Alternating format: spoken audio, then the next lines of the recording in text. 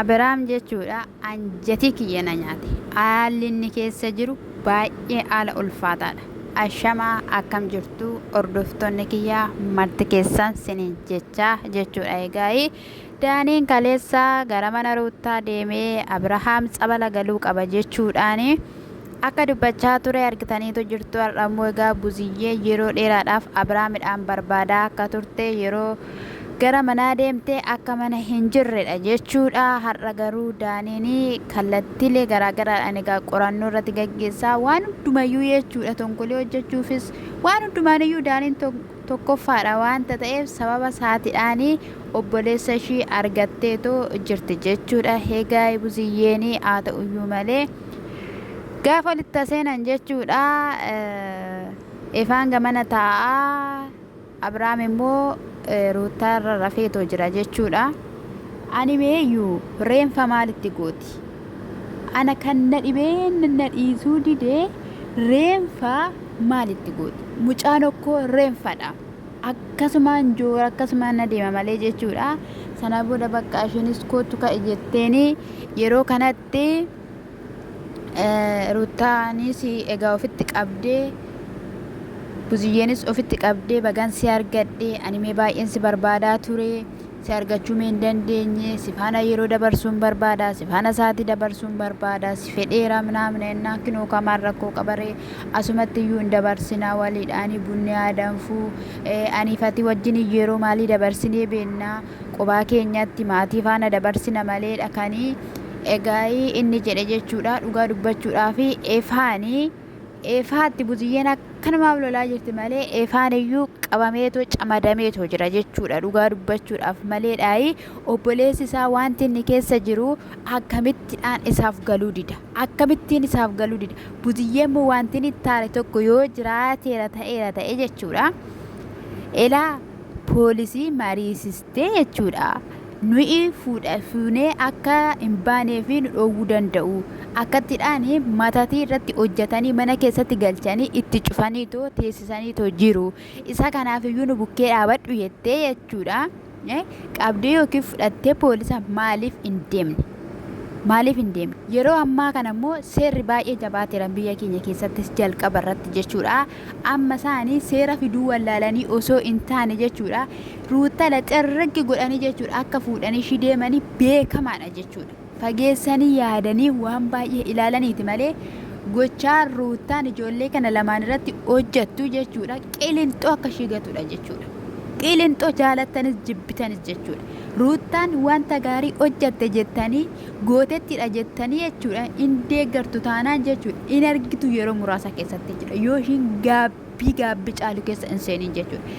Jalqaba irratti Ruuttaan haala kanadhaan akka isheen Abiraam akkas gootu ofii ishiitiif iyyuu wanticha keessa jirti baasawii. Wanticha keessa jirti isheenis. Sinigaleera lafa sana namni deemu yookiin immoo iddoo sana namni deemu miseensa sana ta'eeti. Itti gaafatamummaa isaa fudhateet amantii sana jechuudha. Kanaaf ishiin iyyuu nagaa ishii miti. Ishiin iyyuu waan ta'aa jirtu hin beekamu jechuudha. Gixxim gootee qabde jechuudha. Gixxim gootee qabaa turte jechuudha. Inni immoo ishii ilaalaa. Ishiin haadha manaa kooti. Ishiin haadha mucaa kootiiti. Ishiin nama gaariidha. Ishiittiin dubbatiinaa. Ishiittiin haasa'iinaadha. Maaf iyyitu maal taatanii nagaan qabdanii kaleessa atiyyuu akkattiidhaan iyyaa turte ati anaaf gaarii miti jechaanii ture jechuudha. Daaniidhaan maaliif jennaan itti naqu jechuudha. Hin gorsuu akkas jedhanii waan gorsanii fi mucaa waan tokkoyyuu haasaayyuu hin jiru jechuudha.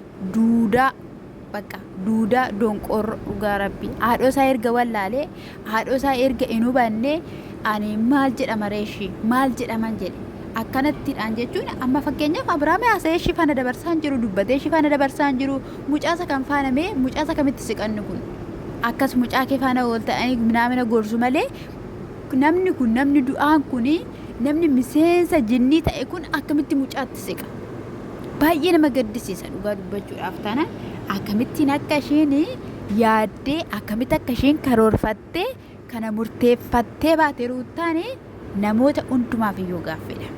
Namoota hundumaaf jechuudha. Amma bakka jechuun maal akka isheen kaayelteef maal akka isheen nama kana irratti murteeffatte in ulfaata. Haa ta'u malee egaa ababbalanii kadhatanii caamaa kee yadhu jedheeni hin deemta wajjiniin siyaasofsisuu barbaaddi namni uni maal ta'e nagaa isaatiidha. Ishiin haadha manaa kootiidha jetti Ruutaan immoo dhugumayyuu abbaa manaa keetiidha heeyyee dhuguma nati dubartii akkamiitidha jetteeni bakka ishittis wanta ati gochaa jirtu kun gaariidha jennaan eeyyee gaariidha. Bareedarran jira maalan godhe wanti godhe hin jiru inni sunis immoo eessa geessitu haadha manaasaa mucaa isaarraa kan inni jedhee jechuudha baay'ee tamaaggadaa ture jechuudha utuun ishii ta'e naxalaa caammaa baafadhen jechuudha isa xanaffaraan ture cala akka inni jedhu jechuudha ifaa jechuudha akkasitti itoo caalgoositti baay'ee bareedadha jechuudha tokko immoo erga nama amantii taateetti ta'ee jechuudha nama amantii erga taateetti ta'ee waan tokko bakka waan itti aman tokko fudhattee dhaxxeerra kaa'uu qabdi yookiin immoo jechuudha sansalata morma isaarra jiru sana harkaan qabuu dandeessi jechuudha salphattu gaafa ishiin harkaan qabdee ofinuu yookiin maamni harkatti qabdan jedhee Abrahaam ol utaaluu danda'a sirrittiin akka ishiin salphattu gochuudha kana jechuudha dhugaa dubbachuudhaaf taanaan jechuudha maalidha wanta akkana karaan nagaan jira karaan bareenni jira namni tokko haasawee dubbatee waliigalee galfachuu danda'a. Kaleessa gaafa inni mi'amma sana ishii kadhachaa ture hanga sana ishii sagadachaa ture galchaa wayii wanta afurichi irraa barbaadu sana galchuudhaaf jetteeti moo maaliif diddiqoy inni har'a ishii barbaachisu kun maalidha xiiqii qabattee jechuudha. Abrahaam mee akka ishii faana hin taane hin beetti akka boru ishii faana hin jiraanne hin beetti afurri kun akka kufu hin beetti maqaa ofitti baasuun maal ishii godha gittire jettee yoona kichibbi jettee jechuudha waan isaan dubbatan waan isaan haasa'an calli jettee haasofte jechuudha waan tokko yoo haasaa waayyuu hin turre isatu egaa Ruutaa fa'i faana deemnaa ifaa fa'i faana deemnaa nu maleessayyuu naqiin jedhanii ani makiinaayyuu ana miti kan oofaa jiru ifaatu naa oofaa jira harki laasha'ee jireenyi kee walaasha'ee akkamittiin makiinaa ooftati dandeessee biddeenayyuu afaan kee yattaa araarri siif haa ta'u dhugaa siyaa yaadatu waaqayyo siyaa yaadatu dhugaa siyaa yaadatu dhugaa ani hin beeku dhugaa dubbachuuf taanaan ani hin beeku baay'ee tokko na gaddisiise Abrahaam baay'ee jireenya koo na tuqe maali dhugaa dubbachuuf kana hundumaa cakkanuun kana otoo amma qorichatti akkasitti itti goote nam tolcheedha waaqa tolfamaarraa hojjetama otoo gara biraatti jijjiiramee jechuudha qaamni nama kanaa wayiinsaa miidhame otoo qaama nama kanaarratti waa yaa'e waa ba'e ati nama akkamiita maroota nama akkamiiti jettee of tilmaamta isgoo arsfa'aa lakka ilmi namaa gubbaa bareedaa lakka ilmi namaa keessi isaa kasala gurraacha amaadhaadha ilmi namaa dhugaa dubbachuuf bara kana keessa jechuudha bineensa salagaa jedhee yuusu sana kan ta'e ilma namaa akka ta'e Ruutaarraa hubadhe Ruutaarraa bari'an jechuudha. Arbasmaa isayyuu efaan gaafa kaasanii sossobanii waan argan jedhanii maal godhaa guddoo taa'uu ka'eet balbalarra dhaabbata jechuudha fuudhanii akka hin baaneef jechuudha ani jechuudha hin obsuma isaa gusiyyeen qabdu kana hin qaban. Bilbiltanii bilbila farkaa qabdu raatessanii mana keessa kaanii fayyisuuf gara geessuudhaaf nu harkatti qabanii inni cirraashiyyuu bakka hin deemu jedhee ishii bira taa'ee achi booddee immoo arrafachuu barbaaddaa'ee yoo fuutanii baatanii hin dadhabamna namna jetti baay'ee yaaddeef kaleessati allayyaa gali gadalii gali jettee mucuqii dhiqaan turre akkamitti har'a dadhabbiin isaa sitti dhaga'ame cannaqamuu isaa sitti dhaga'ame salphattuu dubartii dhugaa dubbachuuf yeelloftuu qaanoftuudhaatti dhugaa dubbachuuf taanaan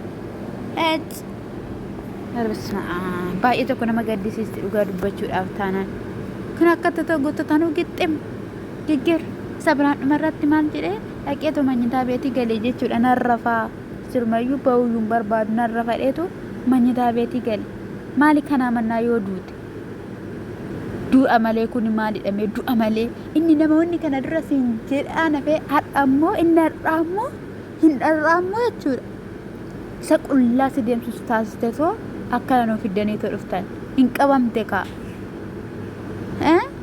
siif hin ta'u dhugaa rabbi hin salphatta Kiristoos ilmi waaqayyoo inni dhaloota isaatiif jedhee fannifame guyyaa sadaffaa sanatti inni ka'e waaqayyoo jechuudha hojii ati hojjatte kana dachaa dirribii godhe sitti haa deebisu nyaadhu isa nama kanaaf laatu maal si godhe kadhannaan diddekko